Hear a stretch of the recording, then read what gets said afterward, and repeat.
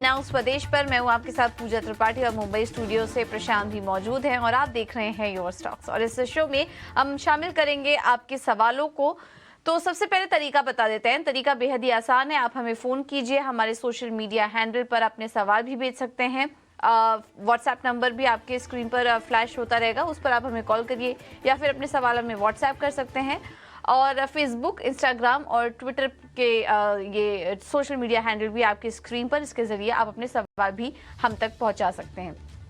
चलिए अब शो की शुरुआत करते हैं मार्केट पर नजर डाल के। और बाजार में आज हम देख रहे हैं कि सुस्ती के साथ कारोबार हो रहा है। लगातार 3 दिनों की जो तेजी हम देख रहे थे उस पर आज ब्रेक लगा। हालांकि आज सुबह हम बात भी कर रहे थे कि आज बाजार में ग्लोबल जो संकेत हैं उसका असर दिखेगा, वैसा कुछ हो भी रहा है। एशियाई बाजार भी नेगेटिव ही खुले थे और उसका पूरा पूरा असर। और हम उम्मीद भी कर रहे थे कि आज इस तरह का कंसोलिडेशन हावी रहेगा अगले 2 से 3 दिन, क्योंकि अब एक्सपायरी भी है परसों और कल बैंक निफ्टी की एक्सपायरी है, तो उसके पहले थोड़ा कंसोलिडेशन यहाँ पर देखने को मिल सकता है और ऐसा ही कुछ हो भी रहा है।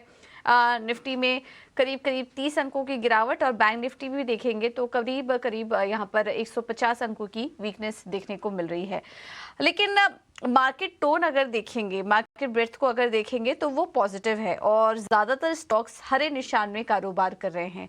तो आज नतीजों का, खबरों का इम्पैक्ट मिड कैप स्टॉक्स में, मिड कैप स्मॉल कैप शेयरों पर देखने को मिल रहा है। इस वजह से हम देख रहे हैं कि एनएससी का एडवांस डिक्लाइन रेशियो अगर देखेंगे तो करीब 900 शेयर्स हैं जो कि लाल निशान में कारोबार कर रहे हैं, उसके सामने करीब 1200 जो शेयर हैं वो हरे निशान में ट्रेड कर रहे हैं। तो ज्यादातर स्टॉक्स जो हैं वो आज हरे निशान में कारोबार करते हुए दिखाई दे रहे हैं। निफ्टी के टॉप गेनर्स पर नजर डालें तो ओएनजीसी है आज का टॉप गेनर, 2% की मजबूती। डॉक्टर रेड्डीज में 2% ऊपर यहाँ पर कारोबार हो रहा है। हिंडाल्को, एनटीपीसी और इंडसइंड बैंक में भी अच्छी तेजी है। वहीं गिरने वाले शेयरों पर नजर डालें तो ICICI bank, Asian paints, power grid और हीरो मोटोकॉर्प में आज वीकनेस देखने को मिल रही है। तो चलिए, यह है बाजार का हाल। इस वक्त सपाट कारोबारी देखने को मिल रहा है, ज्यादा कुछ एक्शन नहीं है, लेकिन ऐसे में रणनीति क्या होनी चाहिए, बाजार को ट्रेड कैसे करें, ये एक बार समझ लेंगे। हमारे साथ दोनों ही मेहमान मौजूद हैं आपके सवालों का जवाब देने के लिए। हमारे साथ द स्ट्रीट से कुणाल रामबिया और वेंचुरा सिक्योरिटीज से विनीत भी हमारे साथ जुड़ चुके हैं। आप दोनों का ही बहुत बहुत स्वागत है शो पर। कुणाल, कैसा लग रहा है इस वक्त आपको बाजार? क्या कोई ट्रेड देख रहे हैं या फिर इंडेक्स को फिलहाल अवॉइड करना चाहिए?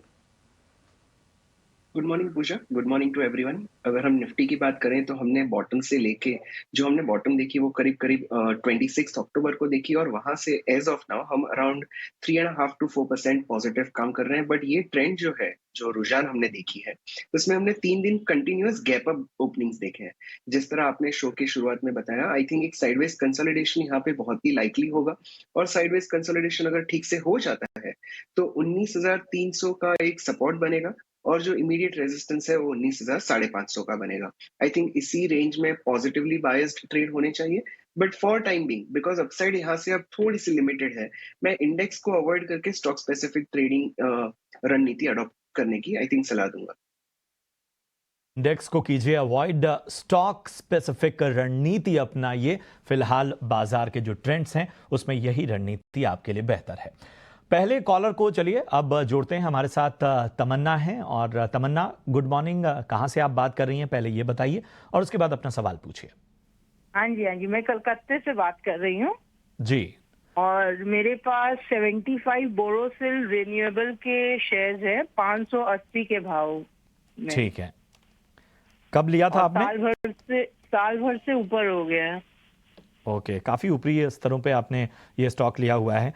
कुछ नजरिया, लंबी अवधि तक के लिए रुक सकती हैं आप?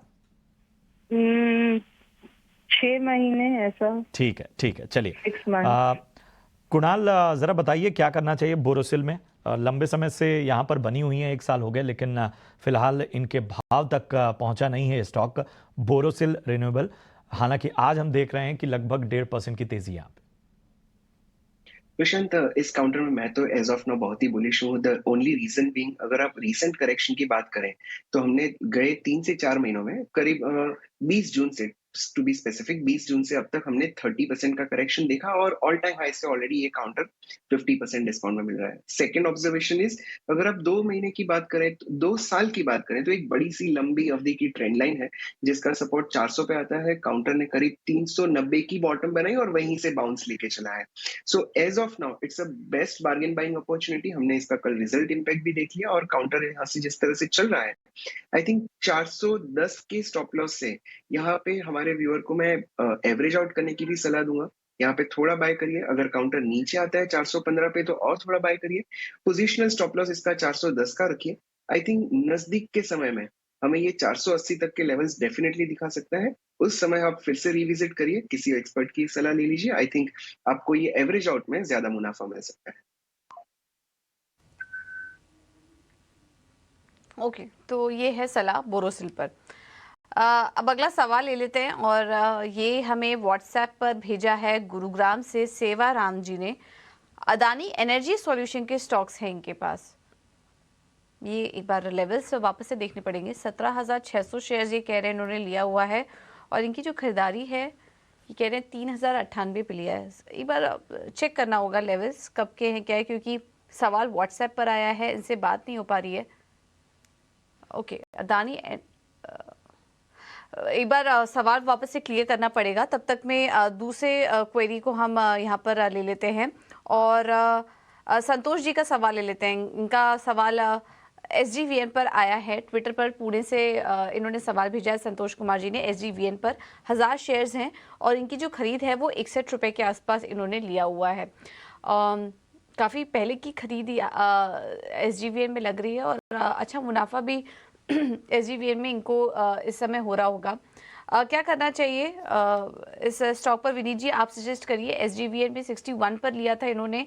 मौजूदा भाव अगर देखें स्टॉक का तो इस वक्त ये स्टॉक करीब 74 रुपये के आसपास कारोबार कर रहा है, तो हल्के मुनाफे में है। SGVN में भी बने रहे, डेफिनेटली बने रहे। हमें लगता है कि अच्छी खासी तेजी काउंटर में रिन्यूएबल एनर्जी स्पेस में है और हम उम्मीद रखते हैं कि ये 80-85 के लेवल तक जाएगा आने वाले कुछ दिनों में।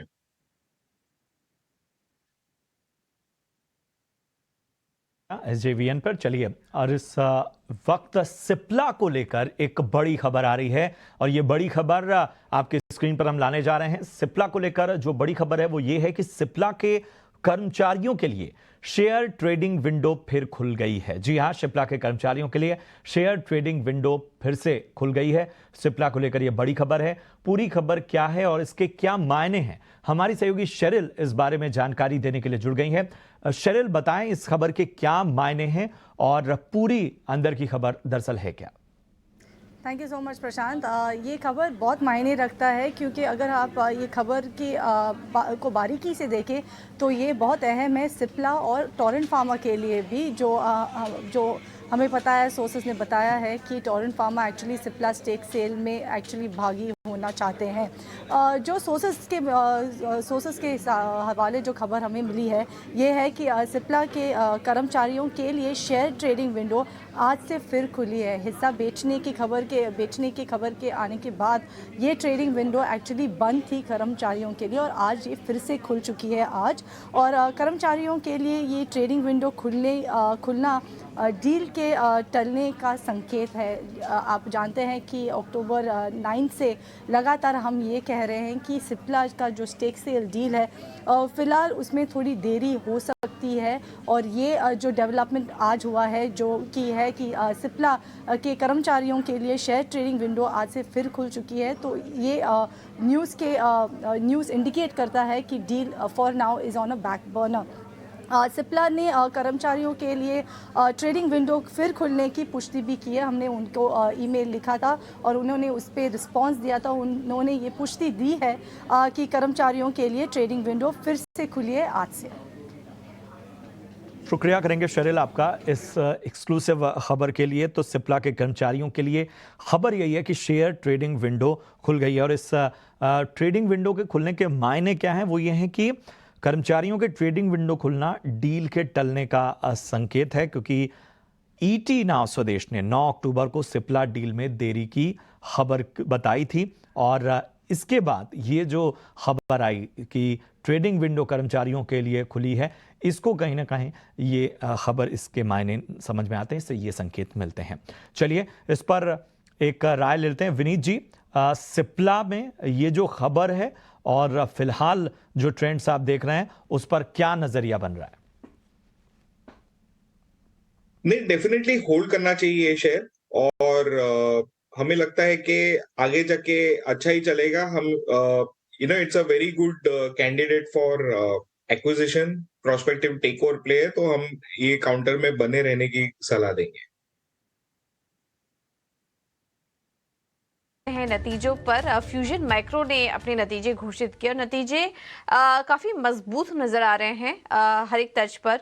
अगर इंटरेस्ट इनकम की बात करें तो वहाँ पर 24% की ग्रोथ दर्ज हुई है, मुनाफे में 32% की ग्रोथ और ग्रॉस एनपीए नेट एनपीए दोनों ही फ्रंट पर सुधार देखने को मिला। हालांकि फ्यूजन माइक्रो आज 5% नीचे ज़रूर है स्टॉक, लेकिन नतीजे मजबूत नज़र आ रहे हैं। नतीजों पर और ज़्यादा चर्चा कर लेते हैं। हमारे साथ कंपनी के एमडी और सीईओ देवेश सचदेव जी जुड़ चुके हैं। Devesh ji, thank you so much ET now Swadesh को समय देने के लिए। तो काफ़ी मजबूत तिमाही रही है इस बार। क्या कुछ फैक्टर्स थे जिन्होंने कॉन्ट्रीब्यूट किया, और आपके एयूएम ग्रोथ के बारे में भी जानना चाहेंगे। इस बार हमने देखा कि वो 10,000 करोड़ के पार निकल चुका है। अब FY24 के लिए क्या गाइडेंस देंगे आप? जी, धन्यवाद। इस क्वार्टर में आई थिंक 3-4 चीजें मैं जरूर आपको बताना चाहूंगा। एक तो जैसे आपने बोला कि बहुत सिग्निफिकेंट माइलस्टोन है हमारे लिए। हम 2010 में शुरू किया था हमने अपना बिजनेस, और आज हम 13 साल में 10,000 करोड़ क्रॉस कर गए। I think one of the youngest company है इस सेक्टर में। ये बहुत ही सिग्निफिकेंट है। दूसरा, देखिए हमारी रेटिंग जो अपग्रेड हुई है पिछले 11 महीने में, ये सेकंड अपग्रेड हुआ था जो क्रिसिल ने किया था। हम A+ स्टेबल हो गए। ये भी एक बहुत ही बड़ा, इसने हमें हेल्प किया है कैसे हम नेविगेट कर रहे हैं हाई इंटरेस्ट रेट एनवायरनमेंट को। और तीसरा जो आप देखेंगे, हमारा कॉस्ट ऑफ बोरिंग जो है, मार्जिनल कॉस्ट ऑफ बोरिंग भी कम हुई है। हमने नए कस्टमर का जो हमारा फोकस है वो कंटिन्यू है। हमने करीब करीब 2.5 लाख नए कस्टमर इस H1 में ऐड किए हैं। ग्रोथ की जहां तक बात करते हैं तो हमने, क्योंकि जैसे पहले भी बताया था कि Q2 में थोड़ा इम्पैक्ट रहेगा अनसीजनल रेंज का, वो अब खत्म हो रहा है। सितंबर अक्टूबर में हमारा रन रेट अच्छा रहा है, डिसबर्समेंट का करीब 850 करोड़ का एवरेज रन रेट रहा है। तो हमें पूरी उम्मीद है कि इस बार हम करीब 24-25% का ग्रोथ रेट दे पाएंगे फाइनेंशियल ईयर 24। ब्रोकरेज आपके ऊपर काफी बुलिश दिखाई दे रहे हैं। आपके अभी क्रिसिल में हमने हाल फिलहाल में देखा कि एक रेटिंग अपग्रेड देखने को मिली। लगातार 11 महीने में ये दूसरा अपग्रेड था।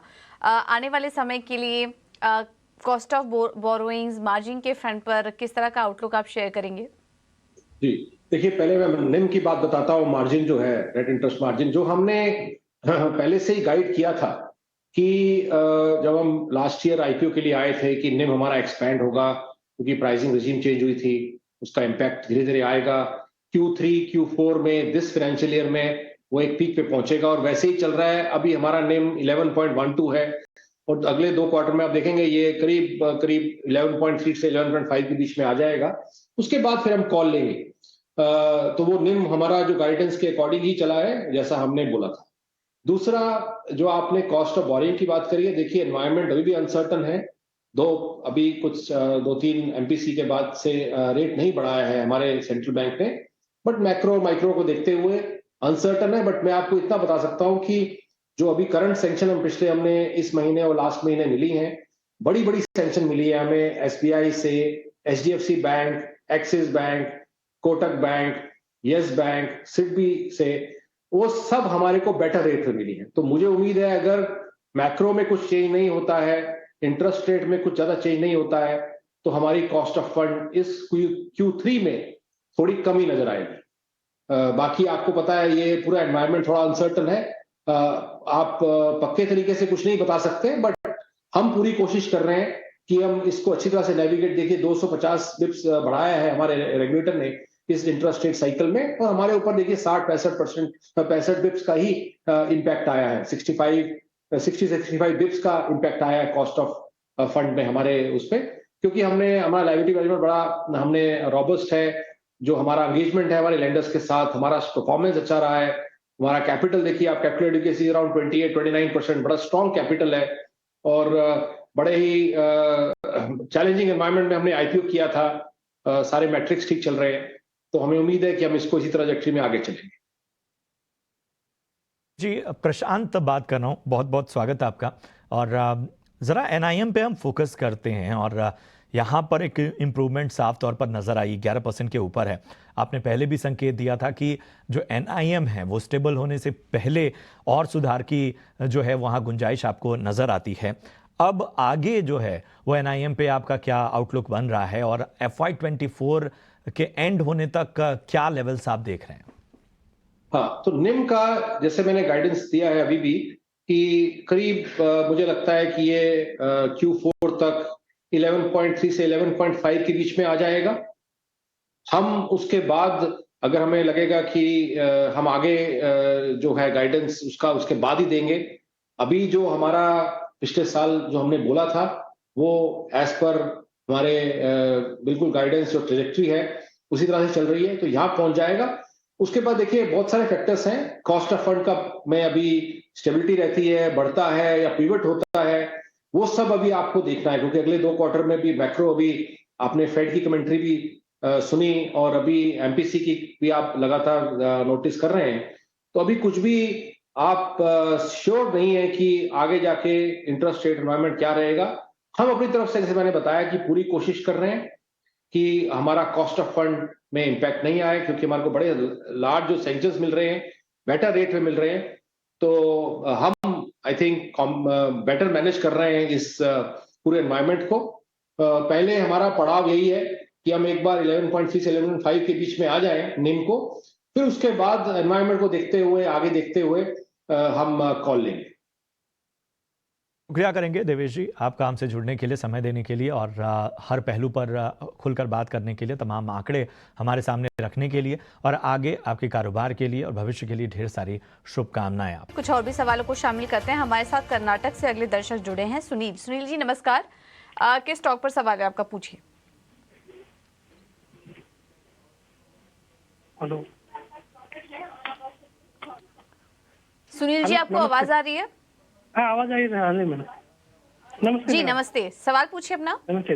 मेरा डीमार्ट शेयर है 32 रुपीज पे 4300 शेयर है।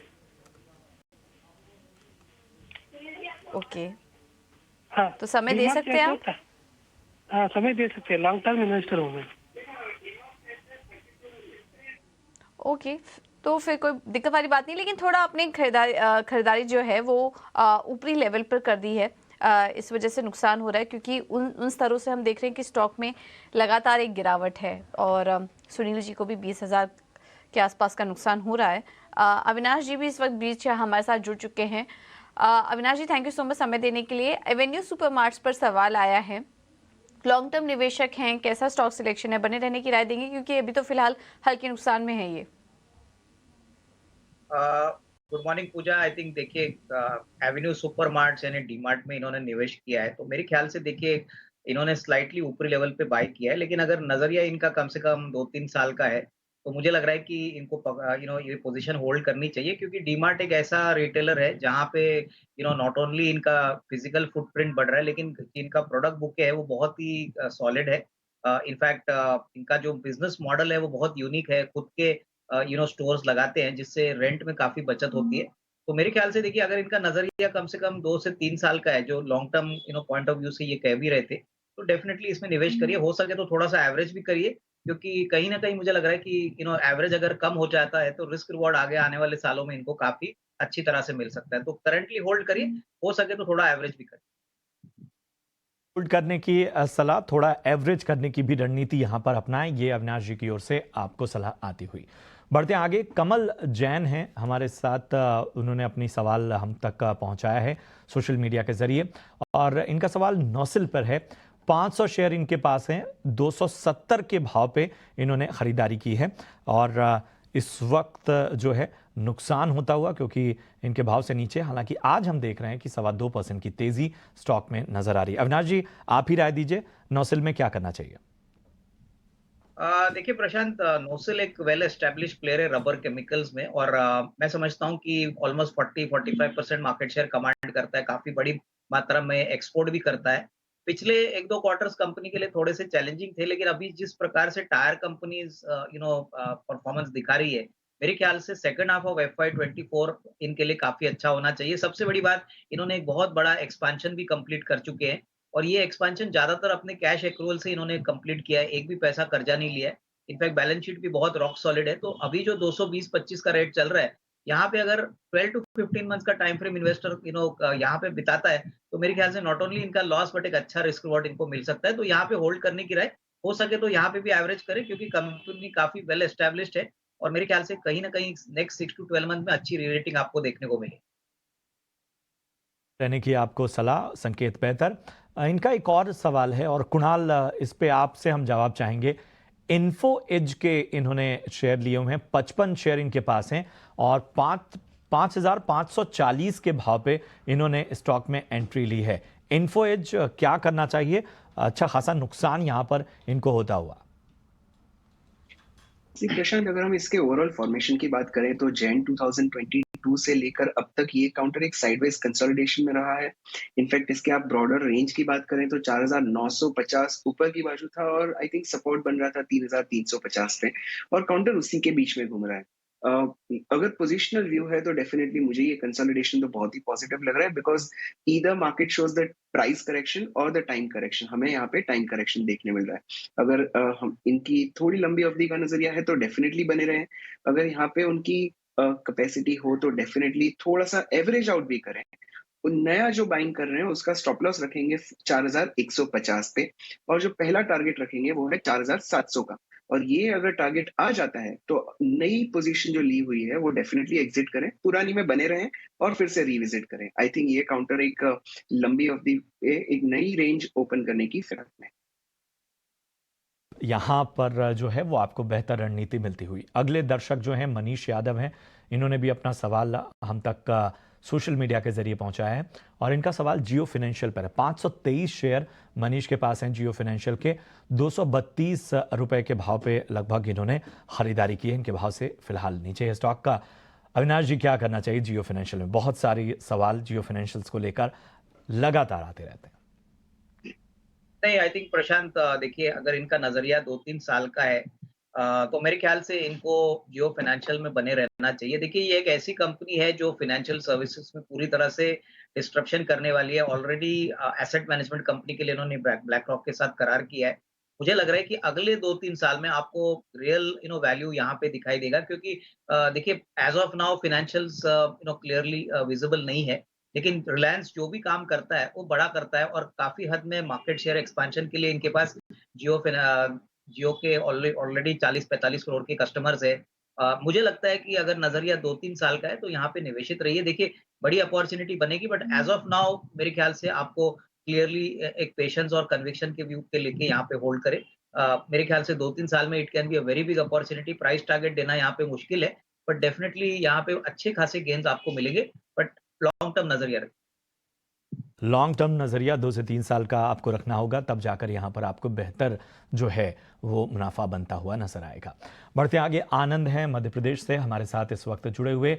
आनंद नमस्कार। सबसे पहले तो ये बताइए कि मध्य प्रदेश में कहां से बात कर रहे हैं आप, और उसके बाद अपना सवाल पूछिए। एमपी से बात कर रहा हूँ। जी जी, पूछिए अपना सवाल। सर मेरे पास HDFC लाइफ के करके तो 660 की खरीद है, 100 से आ रहे हैं। ठीक है। और सर PVR का भी है मेरे पास सर। PVR पे कितने पे एंट्री लिया आपने? 1650 के सर, 100 शेयर उसके लिए। 1650। अच्छा, दोनों ही स्टॉक के 100 शेयर हैं। जी जी। PVR टारगेट पर जी। ठीक है। लॉन्ग टर्म इन्वेस्टर हैं आप? नो सर, ट्रेडिंग के लिए लिया था वो, लेकिन थोड़ा नीचे आ गया HDFC लाइफ। ठीक है, चलिए कुणाल जरा बताइए, सबसे पहले HDFC लाइफ पे ट्रेडिंग के लिए स्टॉक लिया था, लेकिन फिलहाल जिन लेवल्स पर लिया उन लेवल से नीचे क्या करना चाहिए? प्रशांत, HDFC लाइफ में अगर हम ओवरऑल फॉर्मेशन की बात करें तो मार्च से लेके जुलाई के बीच में ये काउंटर 50% तक बढ़ा था, और अब जाके ये साइडवेज कंसोलिडेशन में आ चुका है। एक नेगेटिव चैनल फॉर्मेशन चल रही है, बट हम टेक्निकली इसे फ्लैग फॉर्मेशन बताते हैं। So as per the formation इस काउंटर में डेफिनेटली बने रह सकते हैं।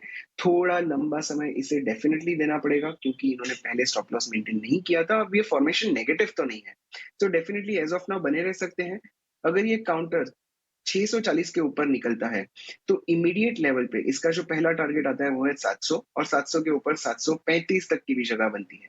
बट थोड़ा समय जरूरी देना पड़ेगा, और अगर इन्हें स्टॉप लॉस रखना हो, बिकॉज ऑलरेडी ये काउंटर उनकी बाइंग से तो बहुत नीचे है, बट फिर भी अगर ध्यान में रखना हो तो 590 का स्टॉप लॉस बनेगा। ठीक है, तो ये रणनीति आपको अपनानी होगी। इनका एक और स्टॉक है कुणाल, वो है PVR INOX। 1650 की खरीद है इनकी, और आने वाले हम दिनों में देख रहे हैं कि दिवाली पर सलमान खान की फिल्म टाइगर 3 रिलीज होने वाली है। उसके बाद एक बार फिर फेस्टिव रिलीजेस की झड़ी सी लग जाएगी बड़े पर्दे पे। क्या यहाँ से ट्रेंड्स आपको नजर आ रहे हैं? क्या सलाह होगी? ट्रेंड तो प्रशांत डेफिनेटली इसमें बुलिश बन रहा है। अगर मैं वीकली चार्ट की बात करूं, रिसेंटली इसमें हमने करेक्शन भी देखा है। सो एज ऑफ नाउ जिस तरह इस काउंटर ने यस्टरडे एक मूव बताई थी 2.5% की, और आज जिस तरह से फॉलो थ्रू बता रहा है, आई थिंक एक डेफिनेटली बाउंस यहाँ से बनता है।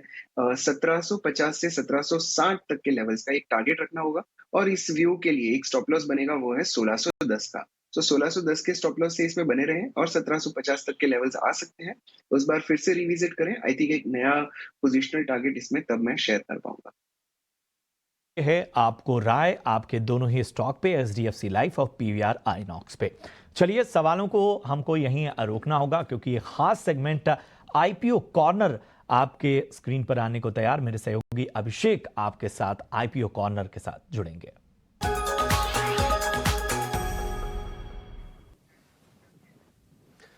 नमस्कार, IPO कॉर्नर में आपका स्वागत है। आपके साथ मैं हूं अभिषेक सत्यव्रतम, और मेरे साथ हैं इस खास चर्चा में आज आस्था जैन हेम सिक्योरिटी से। और आज हम चर्चा करेंगे आस्क ऑटोमोटिव के IPO की। IPO से कंपनी की योजना है 834 करोड़ रुपए जुटाने की, और इसमें नोटिस करने वाली चीज यह है कि इसमें कोई भी फ्रेश इशू नहीं है। पूरा का पूरा ये OFS है। प्राइस बैंड 268 से 282 रुपए की है। टू व्हीलर सेगमेंट पर कंपनी का फोकस, और ब्रेक शू जैसे कुछ कंपोनेंट ये बनाती है, ब्रेक शू, ABS, तो एक बढ़िया पोजीशनिंग है। गुड़गांव बेस्ड ये कंपनी है। हालांकि वैल्यूएशंस को लेकर थोड़े सवाल हैं।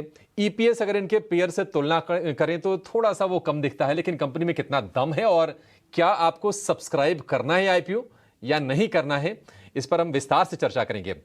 आस्था जी, बहुत शुक्रिया आपका समय देने के लिए। स्वागत है 18 आवर्स स्वदेश पर। 834 करोड़ पूरा का पूरा OFS, और ये सवाल ना हमने मैनेजमेंट से भी कुछ दिन पहले पूछा था, जब हमारी बातचीत हो रही थी राठी जी से, जो उनके प्रमोटर हैं। तो उन्होंने कहा कि कंपनी के पास कोई कैश की कमी नहीं है जी, बिल्कुल अच्छे हमारे पास कैश बैलेंस है, ग्रोथ को लेकर कोई तनाव नहीं है। आप किस तरह से देख रही हैं इस IPO को, और कितना सही लग रहा है आपको ये? Good morning Abhishek ji. बिल्कुल ये IPO बढ़िया लग रहा है। सबसे पहले तो रेटिंग तो हम सब्सक्राइब की रेटिंग ही दे रहे हैं, लिस्टिंग गेन और लॉन्ग टर्म दोनों के लिए। देखिए, जो आपने बात की कि कंपनी के मैनेजमेंट ने बोला उन्हें कैश की जरूरत नहीं है, तो वो मुझे काफी हद तक सही लगती है, क्योंकि अब तक जितने भी एक्सपेंशन हुए हैं वो पूरा उन्होंने इंटरनली ही फंड किए हैं। और दूसरी तरफ एक और बात जो इसमें मुझे अहम लगती है कि कंपनी मेन कारण जो है आने का वो सिर्फ लिस्टिंग के लिए है, क्योंकि इन कंपनी के मैनेजमेंट को अगर आप सुनेंगे तो उन्होंने ये भी बोला था कि काफी जो इनके क्लाइंट बेस है जो कि बाहर से है, इंटरनेशनल है, उन्होंने यही फीडबैक दिया था कि अगर आपकी विजिबिलिटी बढ़ानी है तो आपको एक बार लिस्ट होना जरूरी होगा, क्योंकि बाहर की जो फॉरेन कंपनीज है उनको लिस्टेड एंटिटी पे ज्यादा भरोसा रहता है, उसके लेके कॉर्पोरेट गवर्नेंस को लेके, इन सब को लेके। तो वो भी कारण था कि कंपनी क्यों लिस्टिंग के लिए आ रही है। तो इसी वजह से कंपनी का लिस्टिंग की तरफ ज्यादा ध्यान है। और बिल्कुल अब तक के जो एक्सपेंशन हुए इंटरनली, क्योंकि फंडिंग की है इसलिए पैसे की कोई जरूरत नहीं है, ऐसा मुझे भी लगता है जब मैं इनके RHP को पढ़ रही थी। तो जी आस्था जी, एक और चीज है, अगर हम इसमें EPS यानी कि अर्निंग पर शेयर को देखेंगे तो लिस्टेड पेयर से थोड़ा सा वो कम दिखता है, 6 रुपए के आसपास है। और अगर वही हम अगर वैल्यूएशन के मैट्रिक्स पर अगर इसको हम तोलें अगर, तो एंड्योरेंस टेक्नोलॉजीज, यूनोमिंडा, सुप्रजीत इंजीनियरिंग, इनके मुकाबले इनके वैल्यूएशन क्या आपको भी थोड़े से स्ट्रेच लग रहे हैं? क्या वो चिंता है, या फिर जिस तरह का कारोबार है, जिस तरह की ग्रोथ है, उसके हिसाब से वो जस्टिफाइड है? वो मार्केट का एक फंडा है, मार्केट कैसे वैल्यूएशन करता है, वो आगे की ग्रोथ की एक्सपेक्टेशन को लेके वैल्यूएशन करता है। वैल्यूएशन मतलब एक्सपेक्टेशन, कि आगे की एक्सपेक्टेशन क्या है। तो डेफिनेटली जो करंट प्राइस है जिस पे ये लेके आ रहे हैं, उस हिसाब से इनका पी मल्टीपल 42 का आता है। मैं ये पोस्ट इश्यू इक्विटी की बात कर रही हूँ, जिसमें मैंने एनालाइज किया है Q1 ऑफ FY24 के नतीजों को। तो बिल्कुल पी मल्टीपल ज्यादा लगता है, लेकिन देखिए ये कंपनी काफी पुरानी कंपनी है और 50% मार्केट शेयर इनके पास है आज की तारीख में। इसमें अगर मैं एडवांस ब्रेकिंग सिस्टम की बात करूं, ब्रेकिंग शू की बात करूं और aluminium light precision weighing solution, जिसे ALP बोलते हैं, aluminium light waiting precision solution.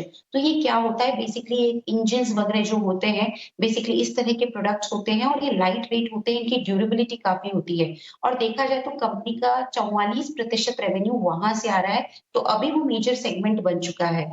तो मुझे ऐसा लगता है, और कंपनी पूरी तरह से इलेक्ट्रिक व्हीकल को कैटर करने के लिए तैयार है, क्योंकि इनके प्रोडक्ट्स पूरे इलेक्ट्रिक व्हीकल्स में भी काम में आते हैं। और इंडिया में जो भी बड़ी कंपनी है जो कि EV में है, जैसे कि रेवोल्ट हो गई, एथर हो गई, मतलब जितनी भी हम बड़ी ग्रीव्स इलेक्ट्रिक मोबिलिटी हो गई, वो सब इनके क्लाइंट हैं। उसके अलावा अब तो बजाज ऑटो, हीरो, TVS, ये सब भी जो EV में उतर रहे हैं, ये भी इनके क्लाइंट हैं। तो सारे बड़े-बड़े क्लाइंट इनके पास हैं। इनका क्लाइंट रिलेशनशिप काफी स्ट्रांग है, मतलब 13-13 साल से क्लाइंट इन्हीं के पास है, स्टिकीनेस अच्छी है। तो मुझे ये लगता है कि आगे की ग्रोथ के लिए कंपनी पूरी तरीके से तैयार है, जो कि EV के क्षेत्र में हमें देखने को मिलेगी। और कंपनी का पूरा उसमें देखा जाए तो सोल्यूशन भी कंपनी के पास पूरा है, प्रोडक्ट भी उसी हिसाब से है। तो बड़ी ग्रोथ हमें आती हुई देखने को मिलेगी और इसी वजह से ये जो वैल्यूएशन है, अगर मैं इसको ग्रोथ के हिसाब से आंकूं, तो मुझे लगता है कि हाँ, थोड़ा तो ज्यादा किया है, बट लॉन्ग टर्म क्योंकि काफी अच्छे लग रहे हैं कंपनी के प्रोस्पेक्ट्स, तो मुझे लगता है कि ये जो वैल्यूएशन है, ये लॉन्ग टर्म यानी कि फॉरवर्ड अगर हम अर्निंग्स पे देखें, तो इतनी हाई नहीं रहेंगी। और इसी वजह से हम लोग सब्सक्राइब की रेटिंग भी दे रहे हैं लिस्टिंग गेन के लिए, चाहे से बहुत बड़े ना हो, लेकिन डिसेंट लिस्टिंग गेन होने चाहिए इस कंपनी के IPO में। ठीक है, हम आपके पास फिर से आस्था जी ये लिस्टिंग गेन और जो आप कह रहे हैं कि डिसेंट लिस्टिंग गेन की उम्मीद है, तो डिसेंट आपकी नज़र में कितनी है इस पर ज़रूर आएंगे। लेकिन निश्चित तौर पर आप जो कह रहे हैं कि वैल्यूएशन क्या है, एक्सपेक्टेशन पे होती है कई बार, और हम ये देख रहे हैं कि आप जैसे बता रहे हैं कि टू व्हीलर में ABS और ब्रेक शू में ये 50% मार्केट शेयर कमांड करते हैं।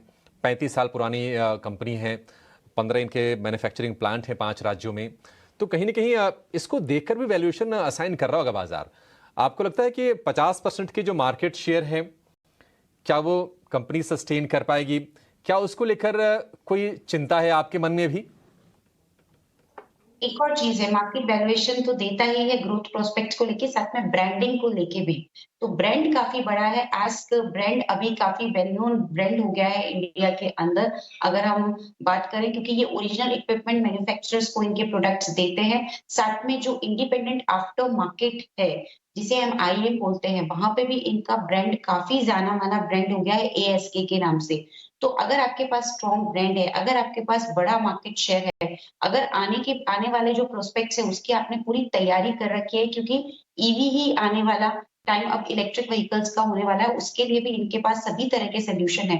तो मुझे नहीं लगता कि ग्रोथ को लेके कोई यहाँ पे शंका होनी चाहिए। लेकिन देखिए ये सब आगे देखने की बात है, थोड़ा बहुत इफ एंड बट रहते हैं, क्योंकि हम लोग भी सिर्फ एक एनालिसिस करते हैं, लेकिन जो हम देख पा रहे हैं उस हिसाब से हमारा ये मानना है कि आने वाला टाइम अच्छा रहेगा, ग्रोथ और भी अच्छी देखने को मिलेगी कंपनी की। और जो मार्केट शेयर इन्होंने लिया हुआ है, ये इसे कंटिन्यू करेंगे, मुझे ऐसा लगता है। क्योंकि मैंने एक चीज और कंपनी की पढ़ी है कि कंपनी ने जैसे जैसे देखा कि किस चीज का जमाना आ रहा है या किसका ट्रेंड है, फटाफट उन्होंने उसमें अपने आप को चेंज करना चालू किया, ढालना चालू किया। EV भी इन्होंने बहुत जल्दी EV की स्पेस में ऑलरेडी एंट्री कर ली थी, इसीलिए जितने भी बड़े यहाँ पे EV मैन्युफैक्चरर्स हैं, उन सबको इन्होंने अपनी क्लाइंट बेस में डाल रखा है। तो मुझे मैनेजमेंट भी काफी बढ़िया लगा, पुरानी कंपनी है, और जो इनके चेयरमैन एंड मैनेजिंग डायरेक्टर, अगर आप उन्हें देखेंगे, उन्हें सुनेंगे और उनकी क्वालिफिकेशंस भी देखेंगे, तो बेहतरीन मैनेजमेंट कंपनी का मुझे लगा। और देखिए इनका तो लिस्टिंग का एक रीजन ही यही है कि इनको विजिबिलिटी बढ़ानी है इनके फॉरेन क्लाइंट्स के लिए, और वो भी इसलिए कि ताकि गवर्नेंस को लेके उनके मन में कोई भी शंका ना रहे। तो आप कॉर्पोरेट गवर्नेंस के भी फ्रंट पे मुझे लगता है ये कंपनी बहुत बढ़िया साबित होगी। तो सब फ्रंट पे मुझे कंपनी बढ़िया लगती है। ठीक है, तो पुरानी कंपनी है, भरोसेमंद मैनेजमेंट है, और कहीं न कहीं इनोवेशन के साथ साथ इवोल्यूशन पर भी कंपनी ने फोकस किया है और इसलिए आस्था जी को ये पसंद है सब्सक्राइब की रेटिंग। आखिर में आस्था जी, डिसेंट लिस्टिंग गेन कितना, 10%, 20%, 30%, कितने की लिस्टिंग गेन होंगी और क्या लिस्टिंग के बाद भी इसको रखना है शेयर को बनाकर पोर्टफोलियो में? डिसेंट की ये डेफिनेशन चेंज होती है मार्केट के मूड और माहौल को देख के। जैसा मैंने आपको पहले भी बोला था, जब हम हमारे क्लाइंट से बात करते हैं तो वो तो बस डिस्काउंट नहीं होता तो उसमें भी खुश हैं। तो डिसेंट की ये जो परिभाषा है, अगर मार्केट बहुत ही बढ़िया है तो इसमें डिसेंट लिस्टिंग गेन 20% के अबव माना जाता है। लेकिन जब मार्केट का मूड माहौल इतना डामाडोल हो रहा है, उसमें भी कोई आईपीओ आके लिस्ट होता है 10% के प्रीमियम में, तो एक बढ़िया प्रीमियम ये माना जाएगा। उसके अलावा एक चीज और इम्पोर्टेंट होती है कि सब्सक्रिप्शन फिगर्स कैसे हैं, क्योंकि अगर बहुत ओवर सब्सक्राइब हो गया तो नंबर ऑफ शेयर्स कम आते हैं। तो वो जो मुनाफा, एक भारी मुनाफा जब लोअर सब्सक्रिप्शन में होता है और उसके बाद बढ़िया गेन होते हैं, तो वो भी हमें एक देखने की बात है कि अगर ज्यादा सब्सक्रिप्शन हुआ तो नंबर ऑफ शेयर्स ऑटोमेटिकली कम आएंगे। या मैं रिटेल की बात नहीं कर रही हूँ, क्योंकि वहां तो फिक्स है 15,000 की लगाएंगे और जो एक लॉट है उतना ही उनको मिलेगा। लेकिन जो एचएनआई, बिग और स्मॉल एचएनआई है, उनकी यहाँ पे मैं बात कर रही हूँ। तो वहां पे अगर नंबर ऑफ शेयर्स बढ़ के आते हैं तो देखिए वो मुनाफा बहुत बड़े रूप में भी परिवर्तित हो जाता है। तो अभी मैं ये मान के चल रही हूँ कि देखिए 10%, 5 से 10% का लिस्टिंग गेन मुझे लगता है। मेरे लिए तो ये भी डिसेंट है, क्योंकि मार्केट जिस तरह से इतने वॉलेटाइल हो रहे हैं, उसमें अगर कोई 10% पे भी लिस्ट होता है तो वो बड़ी बात है। देखिए, तो मार्केट का देखना, माहौल देखना भी बहुत जरूरी है। सो मैं अपने आप को अभी तो मैं 5 से 10% की ही रेंज दूंगी, क्योंकि मैं थोड़ा कंजर्वेटिव होना चाहती हूँ। आगे का मूड माहौल का हमें अभी भी अंदाजा नहीं लग रहा है। इंडिया में भी अभी 5 राज्यों में इलेक्शंस हैं, वहां से भी थोड़ा सा मार्केट एक मूड पकड़ेगा। सो मेरे हिसाब से डिसेंट लिस्टिंग गेन में 5 से 10% की रेंज रखी जा सकती है। उसके ऊपर के भी हो सकते हैं, लेकिन इतना रखा जा सकता है। और ये अगर लॉन्ग टर्म में भी रह गया तो जिस तरह से मैंने बोला कि आगे की ग्रोथ प्रोस्पेक्ट्स पे यहाँ पे मैं बहुत पॉजिटिव हूँ, तो ये और भी बढ़िया रिटर्न देता हुआ आस्था नजर आएगा। जी, जी, परफेक्ट, बिल्कुल आपने ये सही कहा आस्था। 10% के भी लिस्टिंग गेन ठीक ठाक होते हैं, मतलब इतने ठीक तो होते ही हैं कि आपके पूरे साल के एफडी के जो रिटर्न होते हैं ना, उससे भी काफी ज्यादा हो जाते हैं। तो एक बढ़िया कंपनी सब्सक्राइब कराए और डिसेंट 5 से 10% के लिस्टिंग गेन की आप उम्मीद करके चल सकते हैं आस्क ऑटोमोटिव में। आस्था, बहुत शुक्रिया आज आपका समय देने के लिए और इस पर विस्तार से चर्चा देने के लिए और अपनी राय भी हमसे शेयर करने के लिए।